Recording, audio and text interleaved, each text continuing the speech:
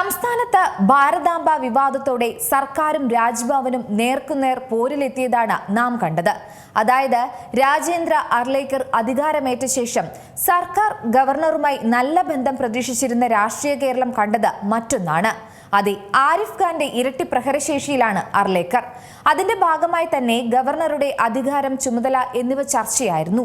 തുടർന്ന് ഗവർണറുടെ അധികാരം കുട്ടികളെ പഠിപ്പിക്കുമെന്ന തീരുമാനം സർക്കാരും എടുത്തു. ഒടുവിൽ ഗവർണറും അധികാരവും അധികാര പരിധികളും ഇനി സംസ്ഥാനത്തെ 10ാം ക്ലാസ് വിദ്യാർത്ഥികൾ പഠിക്കുമെന്ന് ഉറപ്പായി. ഇവ പാഠപുസ്തകത്തിൽ ഉൾപ്പെടുത്താൻ കരിക്കുലം കമ്മിറ്റി അംഗീകാരം നൽകുകയും ചെയ്തു. സാമൂഹ്യശാസ്ത്ര വിഷയത്തിലെ അവസാന പാഠത്തിലാണ് ഇത് വിഷയമാവുക. ഇപ്പോൾ എന്തായാലും നിങ്ങൾ അന്വേഷിക്കുക പ്രധാന കാര്യമായും ഗവർണറുടെ അധികാര ചുമതലകളാണ്. ഗവർണർ എന്നാൽ അതത് സംസ്ഥാനത്തിന്റെ കാര്യനിർവഹണത്തിന്റെ തലവനാണ്. പ്രത്യേകം ഗവർണർമാരാണ് സാധാരണയായി ഓരോ സംസ്ഥാനത്തിനും ഉണ്ടാകുക.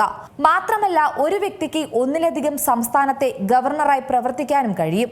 1956 ഭരണഘടനാ ഭേദഗതിയുടെ അടിസ്ഥാനത്തിലാണ് ഇത് നടപ്പിലായത്. മാത്രമല്ല, ഒരു സംസ്ഥാനത്തിന്റെയോ പ്രാവശ്യയുടെയോ കാര്യനിർവാഹക ചുമതല ഭരണപരമായി പരിപാലിക്കുവാനുള്ള പദവിയാണ് ഗവർണർ എന്ന് പറയുന്നത്. കൂടാതെ ജനാധിപത്യമുള്ള രാജ്യങ്ങളിലെ സംസ്ഥാന തലവന്റെ അഭാവത്തിൽ തത്തുല്യമായ പദവി വഹിക്കുന്നത് ഗവർണർ ആയിരിക്കും. ഗവർണറെ നിയമിക്കുന്നത് കേന്ദ്ര മന്ത്രിസഭയുടെ ഉപദേശപ്രകാരം രാഷ്ട്രപതിയാണ്. 5 വർഷമാണ് ഗവർണറുടെ ഔദ്യോഗിക കാലാവധി. സംസ്ഥാന നിയമനിർമ്മാണ സഭയുടെ ഭാഗമാണ് ഗവർണർ. മുഖ്യമന്ത്രിയും മന്ത്രിസഭാ അംഗങ്ങളും ഭരണകാര്യങ്ങളിൽ ഗവർണറെ സഹായിക്കേണ്ടതുമാണ്. മാത്രമല്ല, മന്ത്രിസഭയുടെ ഉപദേശമനുസരിച്ചാണ് ഗവർണർ പ്രവർത്തിക്കുന്നത്.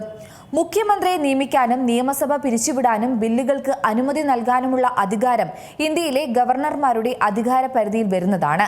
അതേസമയം പ്രസിഡന്റിനെ പോലെ നയതന്ത്രപരവും സൈനികപരവുമായ അധികാരങ്ങൾ ഗവർണർക്കില്ല.